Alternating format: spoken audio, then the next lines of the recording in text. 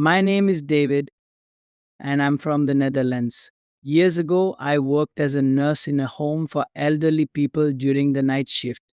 One night, my colleague and I were having coffee on the second floor when we heard a loud bang.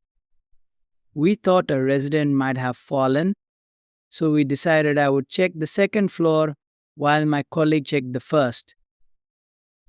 As my colleague headed downstairs, I looked at the monitor and saw someone on the ground floor in a closed apartment meant for residents with dementia. You needed a code to get out. The man was stuck and couldn't get out. We decided to go into a client's room on the second floor, which required a special key, making it a safer option. We explained the situation to the client, who understood perfectly. We then called 112 emergency services. I explained everything to them and they said they would come right away. I also called my husband, who was on a night shift as a security guard in another town. He was talking to the police, who informed him they were on their way. After hanging up, I saw the man climbing out of the window, so I called 112 again to update them.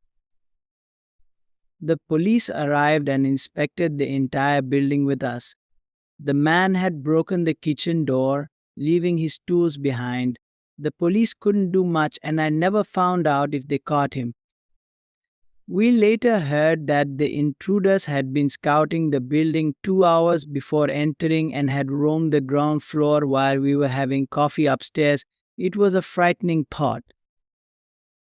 The next day, I had another night shift. Although I didn't feel very afraid, I asked if I could bring my two Rottweilers for safety. They agreed, and nothing happened that night. The dogs stayed with me the whole time, and I took them outside periodically. Two other colleagues had the night shift the following night, and the intruders returned and robbed the safe. I always thought the man we saw was just scouting, and they planned to come back for the safe the next night. My Rottweilers must have scared them off. After that, I always brought my dogs when I worked the night shift. Most colleagues were happy to work with me because they felt safe with the dogs, and so did I.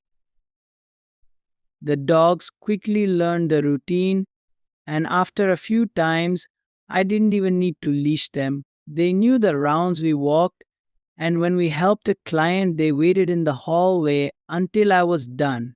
Some clients who love dogs knew about them and enjoyed their company. My personal experience with Rottweilers is that they are friendly, but don't mess with them or their loved ones. Nothing else unusual happened after that incident. My name is Seth, and I work as a security guard in Oakland, California. One morning, I arrived at work, and the janitorial supervisor, George, approached me. He asked if I knew who had worked the night before, and I told him I could check the cameras to find out. George informed me that his janitorial staff had been attacked. Around 1 a.m., a homeless man started yelling and throwing rocks at the staff as they were getting into their cars. Most of the night shift janitorial staff are women, and their cars are parked in front of the building we watch over. I reviewed the camera footage and saw my coworker asleep at the desk while the janitors were still working. The homeless man appeared, and one of the janitors banged on the door for help, but my coworker remained asleep. The man started throwing things at them, and they ran to their cars and sped off. I wrote a report and called my boss, who was furious when he found out it was Mike, a problematic employee on duty that night. Later, I spoke to the janitorial staff, who confirmed the incident. They told me in Spanish that the man called them names and threw rocks at them. Lucia, one of the janitors, tried to get help from the security guard, but he didn't respond. George reported the incident to headquarters due to our negligence. My boss understood and said our job is to observe and report, which didn't happen that night.